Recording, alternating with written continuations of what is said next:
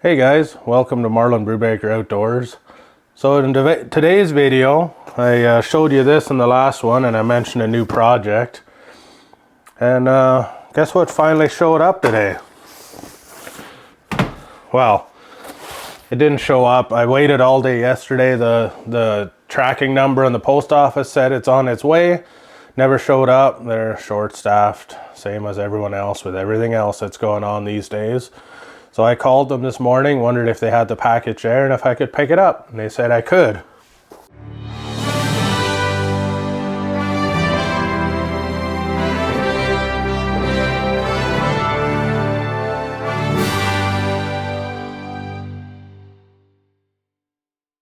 What I'm gonna do today might look a little funny to some of you, but there's one rifle that I've really wanted. And when I emailed Stoeger Canada, they told me that they don't even import that rifle unless it's by special order. And that could take anywhere from a year or two or more at this point. And I wasn't willing to wait that long. So basically what we've done here is a while ago I found a Tikka T3X super light in 308 and stainless, so that's a stainless fluted barrel and all that stuff, but is in a composite stock, being a super light. And I always wanted that rifle but in a wooden stock. So what I've done here is bought an almost identical rifle, a T3X and T3X Hunter in a stainless barrel and action in 6.5 Creedmoor. And my plan is to take the stock off of this, turn my 308 into the wooden hunter style rifle I've always wanted. That leaves me with a composite stock for this stainless action in the 6.5, and I have a real nice deer hunting gun around here. The thing about where I live, a mile south of my place, there's a caliber restriction for hunting. You're not allowed to use more than a .275 caliber rifle. So technically a 270 is .277. So I don't know. Everyone agrees that 270 is okay, but I decided to go this route. The 6.5 is I guess a .264 caliber, well under the limit. Gives me a nice versatile rifle for what I need around here, and I have my pretty 308 for when I'm up north. So we're gonna open this up. We're gonna pull it out of here. Pretty much immediately we're gonna pull it out of its stock. We're gonna lighten up the trigger, and I'm gonna do the swap so I have the rifles I want. Let's have a look at this. I haven't even unboxed this yet. I saved it for you guys. So the book, same as every rifle you get. Styrofoam and the bolt. Let's just unwrap this while we've got it in our hand here. Typical Tikka bolt.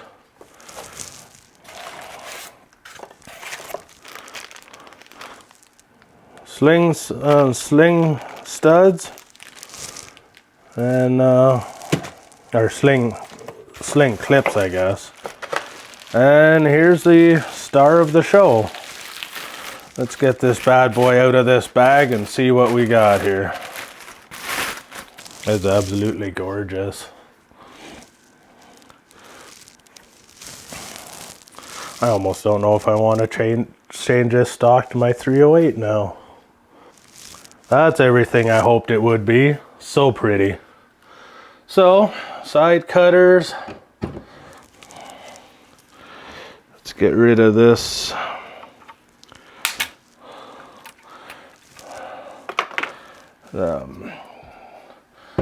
This zip tie around the there. So yeah, there she be. That's absolutely gorgeous. Beautiful, love it. Okay, we're gonna pull this out with the bolt. I'm gonna set this aside for now because we don't need it anymore. My 308 right here. Let's pull this to the front for a second. So this is a 308 I have with the fluted stainless barrel. I don't know if you can see the flutes on there. Just a very pretty fluting. It's something I like. Being it's a 308 and given the caliber restriction just south of here, I'm really not gonna use it that often. It'll be a hunting rifle up north or what have you. So yeah, we're just gonna pull that out of this stock and swap these actions around. And then we got to mount a scope on this Creedmoor, and I don't know if we'll get to sighting it in. Probably not today. But yeah, I guess let's get to work and take these apart. They're both bolts removed, magazines removed, they're safe. So we're going to find the right Torx bit and pull these out of here. And no, YouTube, this is not a how-to video. Absolutely never would do that. There. That's our 308. We'll lay that aside for now. Set this aside. And we'll do the same thing to this pretty little rifle.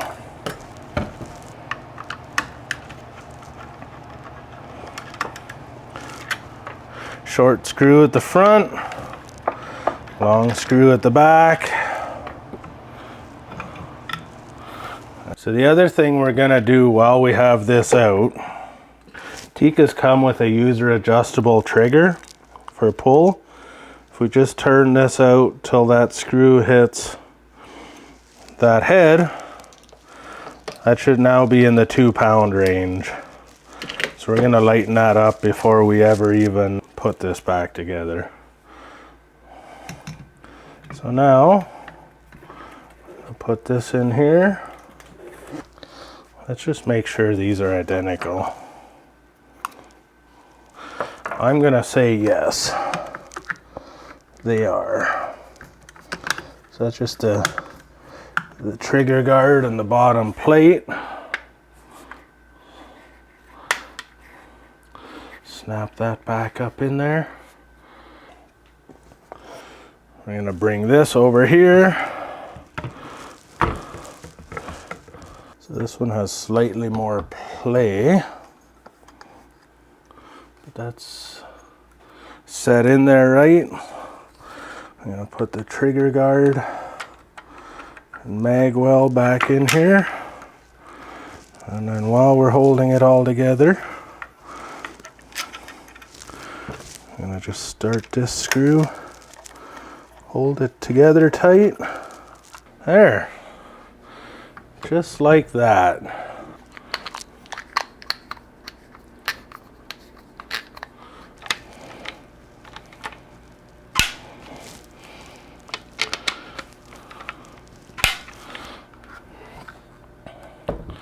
There, those are torqued in and they're good to go. Let's make sure this magazine still fits in here in this other stock. Make sure I have the 308 bolt that was made for this action, because I don't know if they're the same or not.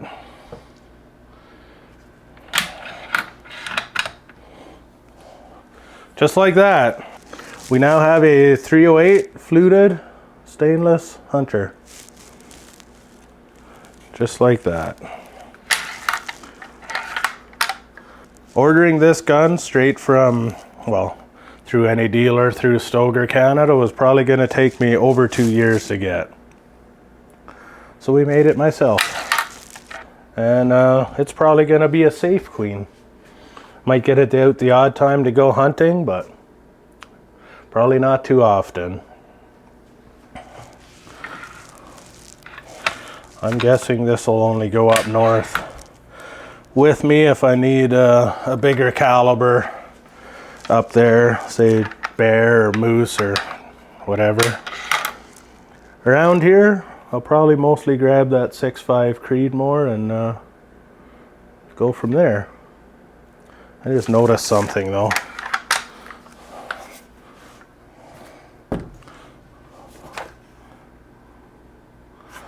That's not set in there right. That's sitting on top of the block, which is why that didn't tighten properly. It's sitting on top of that recoil lug.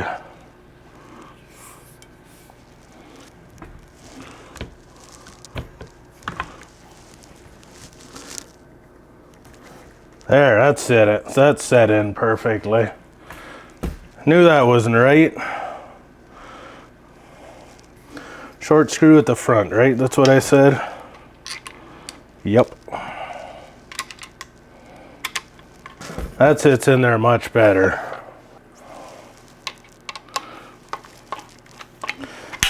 Much more better now.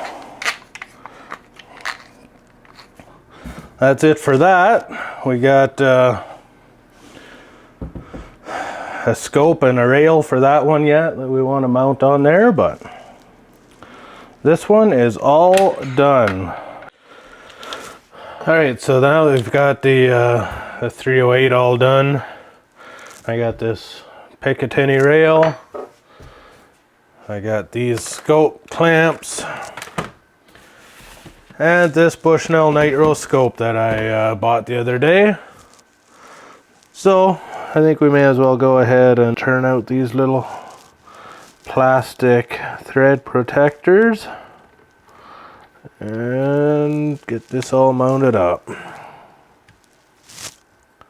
I had been debating just selling this rifle again now that I have what I need, but honestly, I may as well just keep it. It meets the caliber restriction for south of here. I can use it for hunting varmints if I don't want to use a 223, so yeah, I think I'll just keep it.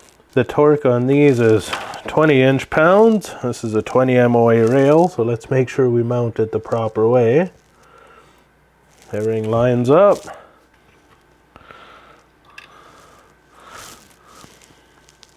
Snug them all in till they're just so tight, and then we'll torque them after once it's sitting properly.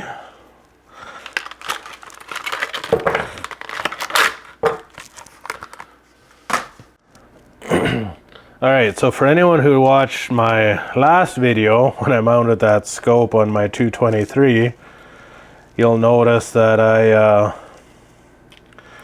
didn't actually have any hexagon bits, sorry, 5-sided Allen wrench bits for my torque wrench to make sure these are torqued properly.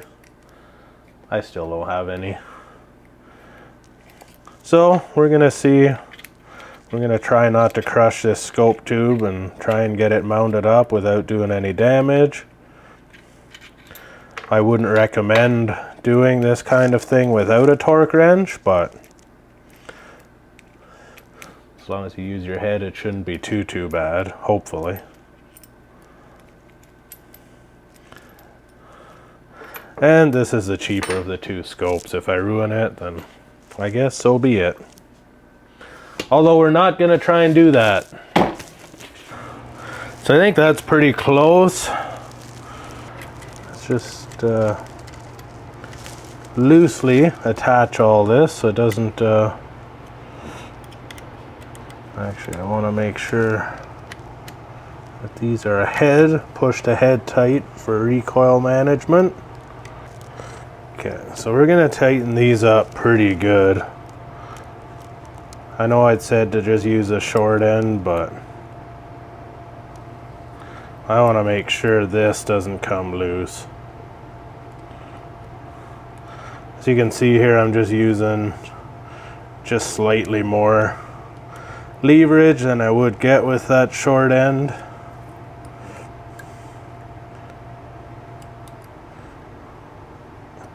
There. Now comes the fun part. Now we got to make sure that scope's completely level somehow. So the way we're going to do that is we're going to just look at this The gun's level. We're gonna look at this door frame. It's perfect. Using the short end of this Allen wrench is just a nice easy little torque that isn't too aggressive. Won't damage our scope. Alright, even zoomed in all the way, the eye relief isn't too bad. It's about right. And it's all mounted. Now I just need to sight that in at some point. So we're not going to get real fussy, but being that it is a brand new rifle, I should probably run a bit of a cleaner through the bore just to make sure there's no grease in there from manufacturing before I shoot it. So I don't buy into the barrel break-in and all that stuff. There might be people who do. I just don't care that much. I buy a gun, I shoot it. But we are going to run some patches through here.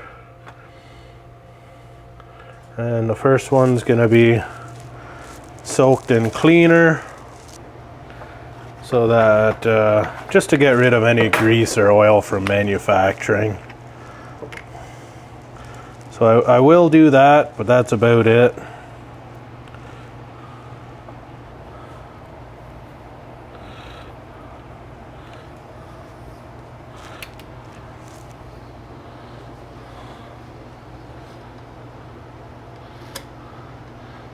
So we got some black on there. So that's a good sign. Get that grease out. Now we just put clean patches through until it comes out clean. Like I said, I don't expect it to be super dirty. I just want to basically clean out the grease from the manufacturing process before we put a bullet down through there. By the time we take it out, and someday we'll sight the scope in, and then we might try and clean some of the copper deposits out of the barrel then, and the barrel might get a little faster as it gets shot in and worn in, but up to a certain point. But I just don't, I personally don't worry too much about it. These guns are built to last a very long time, and with a little bit of general maintenance, they're good for generations. As long as you don't shoot out the barrel and shoot them too much. But that's kind of why every caliber I buy is a pretty slow velocity and not crazy hard on barrels. I don't do all the super fast stuff and the stuff that burns up barrels. Now that that's done, we're ready to slide the bolt back in. Slide the magazine back in. And that's all ready to sight in one of these days. So that's that. That's how I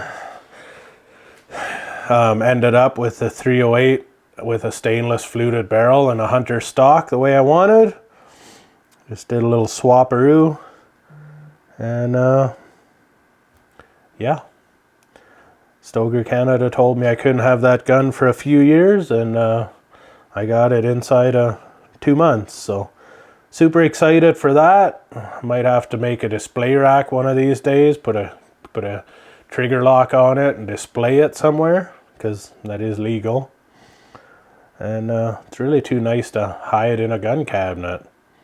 This will turn out to be probably my deer rifle and just all around rifle I choose when I need a little more than that 223 I showed you the other day. And yeah, we'll see how this scope works. I've never had a Bushnell before, so I think for the money it'll be pretty decent, but we'll go give it a try and see how it works out. Anyhow, thanks for watching and enjoy the outdoors, eh? See ya.